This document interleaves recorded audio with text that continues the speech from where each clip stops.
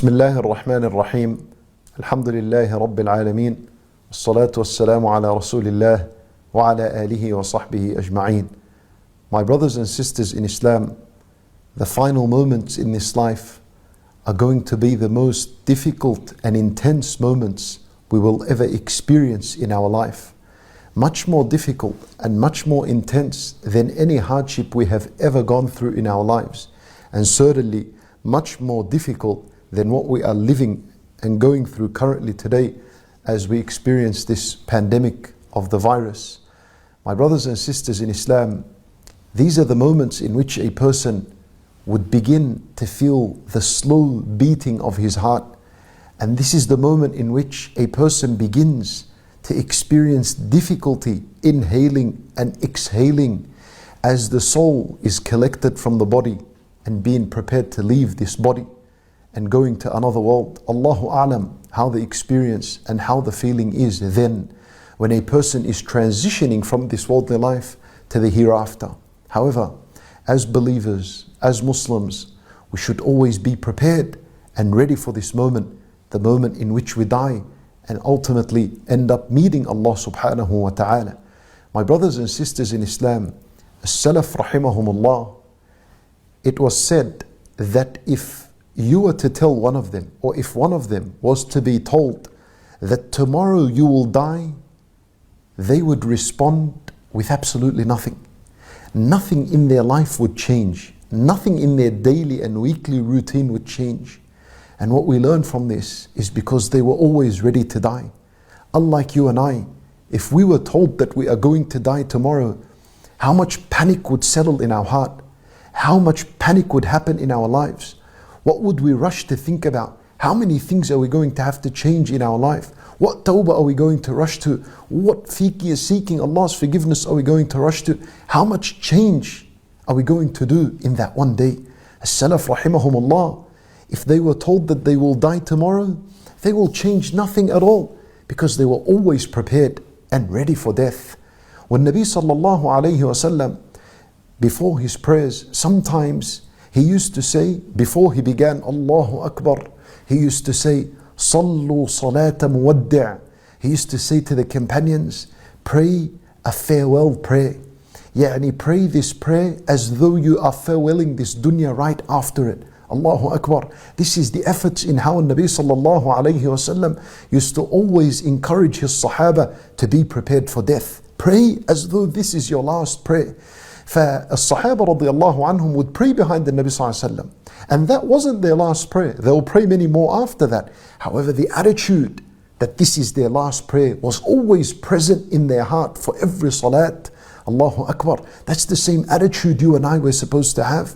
At least every time before you come to pray, think and keep this in your mind throughout the entire salat, that this could possibly be your last salat on earth. How would you want it to be? Which kind of salat would you want to end your life with? This is the mentality and the attitude you're supposed to be praying every single salat, so that you're always preparing for death. Let me share with you, my brothers and sisters in Islam, 3 practical things that you and I can do during the day and during the night that bi'idhnillahi ta'ala will always prepare us for death no matter when we die. The first of them is the hadith of Rasulullah sallallahu alayhi wa sallam that was narrated by Abu Umam al-Bahili radiyallahu anhu.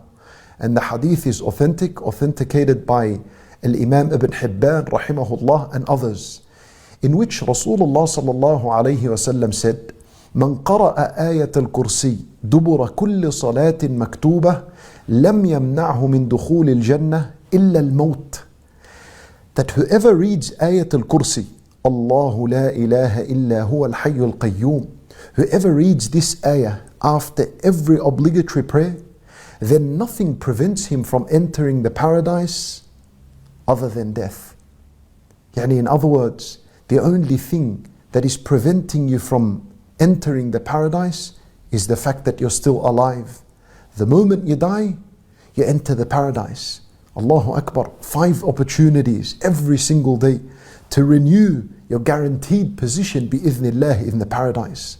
The second method and the second way, and Nabi sallallahu alayhi wa sallam, he says that whoever recites Sayyidul Istighfar, which is Allahumma anta rabbi la ilaha illa ant khalaqtani wa ana abduk wa ana ala ahdika wa wa'dika mastata'at a'udhu bika min sharri ma sana'at abu'u laka bi ni'matika alayya wa abu'u bi dhanbi faghfir li fa innahu la yaghfiru adh-dhunuba illa ant.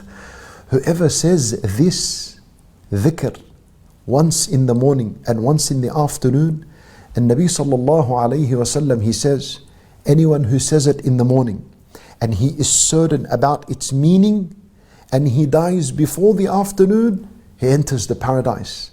Ready. A person is ready for death if he says this in the morning. And whoever says it in the afternoon and he's certain in the meanings of this dhikr, then if he was to die before the morning, he enters the paradise. Allahu Akbar. 24/7. He is ready for death. Such a person that recites this dhikr. And a third preparation for death, and this is the final one I share with you. And Nabi sallallahu alayhi wasallam, he says, as in the hadith of Al-Bara' ibn Azib radiyallahu anhu, al-hadith al-sahih, found in Sahih al-Bukhari.